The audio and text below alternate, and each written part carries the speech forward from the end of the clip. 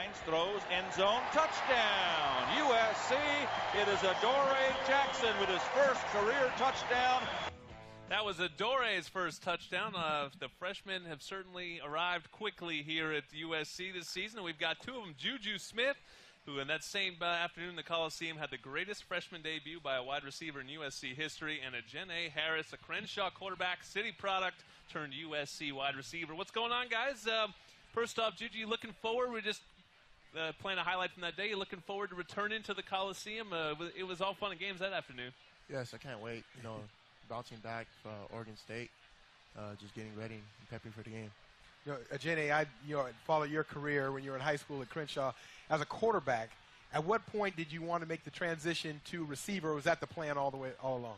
Well, I mean, I was for whatever the coach wanted me to play. If he wanted me to play quarterback, then I was going to play quarterback. If he wanted me to play receiver or corner or anything, I just was going to step up and just make plays for the team. Was there any temptation, because in Stark's system, now I know you're established at receiver, but would quarterback have been something you really wanted to do because of the option to even run some of those zone reads? In the beginning, I was kind of like, I feel like playing quarterback, but now that I got a feel of receiver and I got better at it over the summer and during the season, I really like receiver a lot. What's the advantage of being a quarterback turned receiver? What did you learn from the quarterback position that you take into playing your new position? Well, I'm pretty much on the same page with the quarterbacks because I know how to read defenses and I know how to run my routes, so it's easier for me to get open. So that's pretty much an advantage that I have. Juju, I watched you in high school, and you were a great player in high school, obviously. But when you came to SC, especially in the summer, every week I was getting feedback. Juju's lighting it up. He's lighting it up. He's getting better. He's getting better. What was it that when you came here that sort of, helped yourself take off so fast? Because in order to get to the spot that you're at now, it obviously took a lot of work. But, what helped accelerate your progress, especially in the summer? Just coming to USC, it's a lot of pressure, especially as a receiver coming in as a freshman, taking over number 9. I was just hungry just to play and just to get out there and do what I had to do. Prepping, it was the older guys, Nelson and George and Darius, taking over and helping me get better. I personally like number 1. That's your favorite number. 9's become a pretty good number now with Lee handing it to Juju. We had your buddy Damian Mama here for the show on signing day. Man, he told quite a story that there were tears. Your last-minute decision, you were going to Oregon or you weren't going to USC, and he told a whole story. What was the last-minute decision? How did you end up in the Cardinal Gold? The night before I prayed to God, asking, what should I do? This is the school for me, and what was going to be my choice for the next 4 years, my career. And I talked to my family, mom and dad, and the kids, and USC was the home for me. And just love it here. How nice is it having those two big protectors walking around campus? You got your buddies Vianney and Damian. It's great. I like my security guards. That's right. I heard it was Damian that sort of forced him.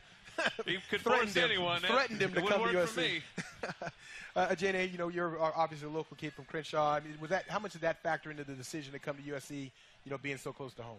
I always wanted to come to USC since I was little. I used to always come up here, run on the track. Sometimes I used to work out with different track coaches up here. We had different football events up here. So at the Coliseum when I was young, I used to always come up here and just play with my friends and stuff, work out on the field, on the track field. So I've always been around, and I always wanted to come here. And when I received the offer, I just didn't do nothing but jump on it. Yeah, you were a 3-star guys, whatever that's worth. Tell your recruiting story a little bit. Do you have to sort of set a relationship with some of the coaches because you wanted to come here and then they sort of had to decide how do you fit? You were listed as an athlete and obviously you were a quarterback. They have to see if you're going to make the transition. How much did you talk to them about what you were willing to do and what you wanted to do at the next level? My coach signed us up for a 7-on-7 tournament up here, so I was able to showcase my athletic talents. Like I played corner during the 7-on-7 tournament, and then they see me play quarterback. So I pretty much showed my athleticism, and then like a few months later, like during probably like week 4, I got offered from the school, and they just probably was watching my film week by week and just checking on how I was doing. So I'm just blessed to be here. Juju, you obviously, as Jordan mentioned, had the best opening day for a freshman. I was third, by the way, just in case you wondered. But with half moving down the chart, half the catches and half the yards too, by the way.